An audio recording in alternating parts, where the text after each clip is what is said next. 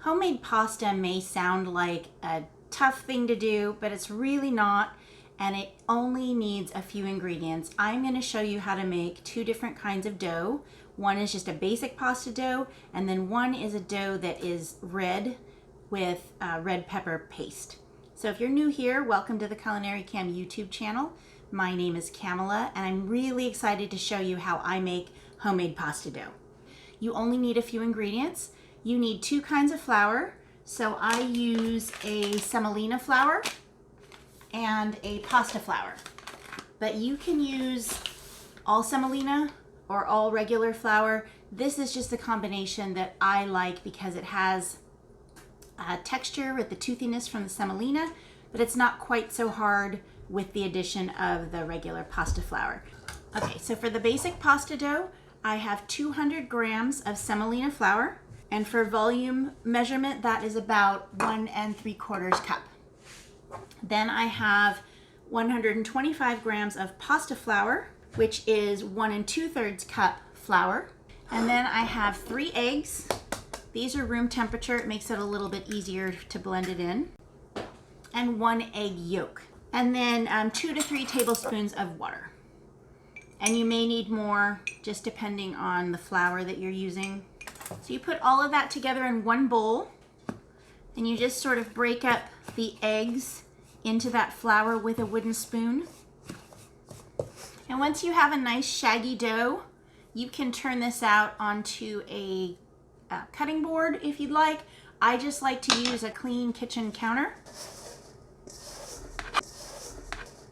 If it's too moist, you can add in a little bit more flour. And you just want to knead that until it is nice and incorporated and smooth. That is still a little wet, so I'm just going to add another tablespoon of flour to get the consistency that I want. Okay, and when your pasta dough has come together in a ball like that, you are just going to wrap it in plastic wrap and refrigerate it. So this can be refrigerated for as little as 30 minutes. You can also do this earlier in the day or even the day before. But it does have egg, so it needs to be refrigerated. And there is the basic pasta dough.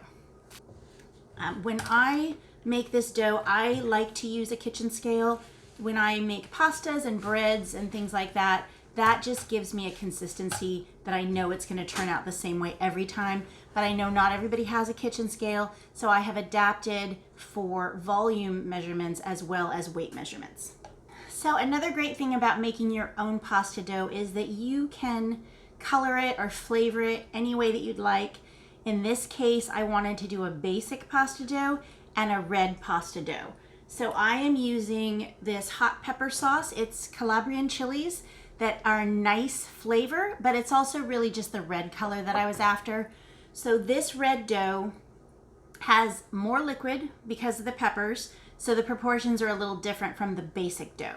So in this case, I started with the same 200 grams of semolina flour, which is the 1 3/4 if you're using volume measurements.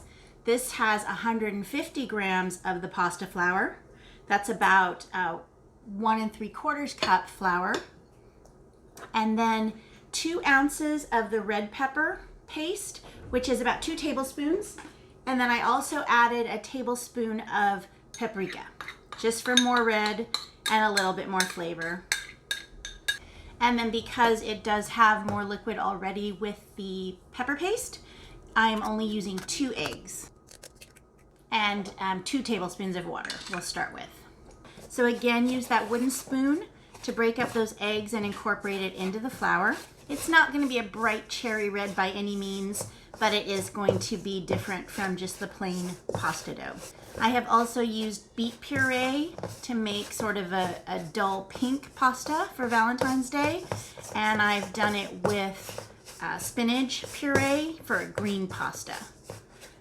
So again, once that dough is nice and shaggy, I'm just going to turn it out onto the counter and knead it until it comes together.